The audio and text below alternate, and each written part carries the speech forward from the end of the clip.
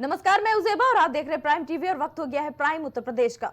विधानसभा उपचुनाव की कमान मुख्यमंत्री ने अपने हाथों में अब रख ली है और पूरी तरीके से जुट चुके हैं। उत्तर प्रदेश की 9 विधानसभा सीटों पर हो रहे उपचुनाव के प्रचार की कमान मुख्यमंत्री योगी आदित्यनाथ शुक्रवार से संभालेंगे। शुक्रवार को मुख्यमंत्री पश्चिमी उत्तर प्रदेश की मीरापुर विधानसभा सीट पर मोरना इंटर कॉलेज में पहले चुनावी जनसभा करेंगे। इसके बाद कुंदरकी और फिर गाजियाबाद में जनसभाएं संबोधित करेंगे। वहीं 9 को करहल, सीसामऊ और खैर तथा 10 नवंबर को मझवा, कटहरी व फूलपुर में मुख्यमंत्री की जनसभाएं प्रस्तावित हैं। सीसामऊ और मझवा तथा मीरापुर में 30 मंत्रियों को प्रभारी मंत्री के रूप में तैनात किया है।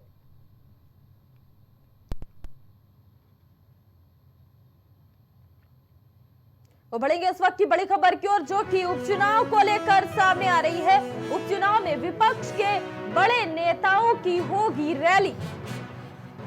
भाजपा को हराने के लिए विपक्ष के बड़े नेता दिखेंगे एक मंच पर। अखिलेश यादव के साथ प्रियंका या राहुल गांधी की रैली होगी। अरविंद केजरीवाल व अन्य दलों के बड़े नेता भी इस रैली में शामिल होंगे। इंडिया गठबंधन अगले हफ्ते से जुटेगा प्रचार प्रसार में। प्रदेश में 2 से 3 संयुक्त रैलियां कराने की हो रही है अब तैयारियां। रैली के जरिए एकजुटता का संदेश देने की बनी रणनीति। उपचुनाव में विपक्ष के बड़े नेताओं की होगी रैली। भाजपा को हराने के लिए विपक्ष के बड़े नेता दिखेंगे एक मंच पर। अखिलेश यादव के साथ प्रियंका या राहुल गांधी की रैली होगी। अरविंद केजरीवाल व अन्य दलों के बड़े नेता भी होंगे शामिल। इंडिया गठबंधन अगले हफ्ते से जुटेगा प्रचार प्रसार करने में। प्रदेश में 2 से 3 संयुक्त रैलियां कराने की हो रही है तैयारी।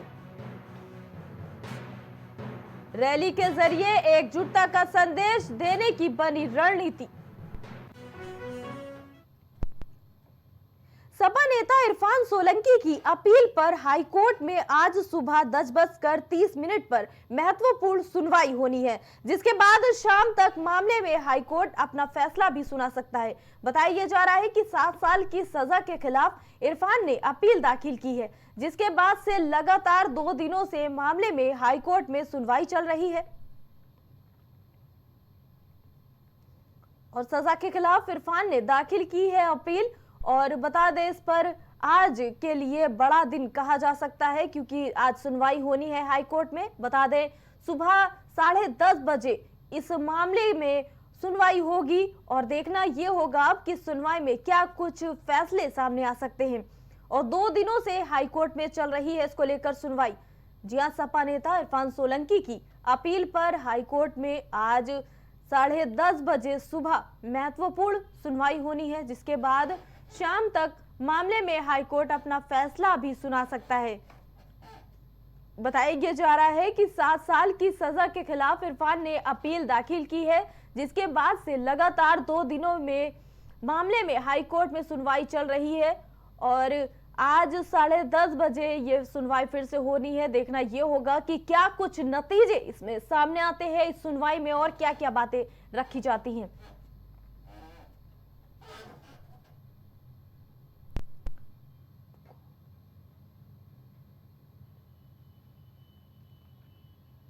उत्तर प्रदेश में लगातार मौसम बदलता जा रहा है। अलग अलग जिलों में रात के साथ दिन के तापमान में भी गिरावट दर्ज की जा रही है। मौसम विभाग के मुताबिक अगले 5 दिनों तक यूपी के मौसम में कोई खास बदलाव नहीं देखा जा सकेगा।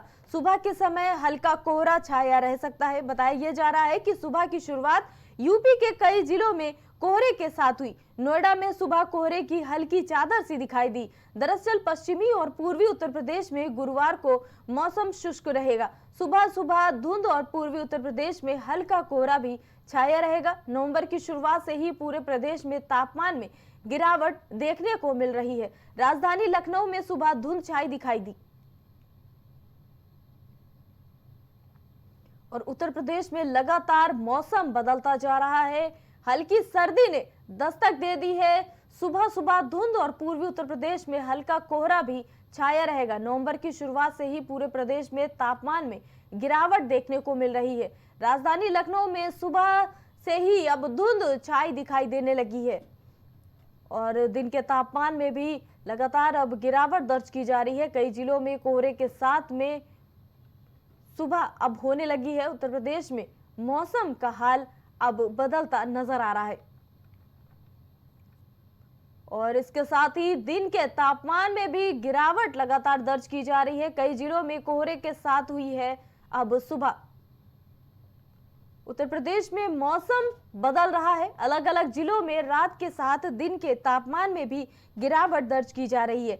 मौसम विभाग के मुताबिक अगले 5 दिनों तक यूपी के मौसम में कोई खास बदलाव नहीं देखा जा सकेगा। सुबह के समय हल्का कोहरा छाया रह सकता है। बताया जा रहा है कि सुबह की शुरुआत यूपी के कई जिलों में कोहरे के साथ हुई। नोएडा में सुबह कोहरे की हल्की चादर सी दिखाई दी। दरअसल पश्चिमी और पूर्वी उत्तर प्रदेश में गुरुवार को मौसम शुष्क रहेगा।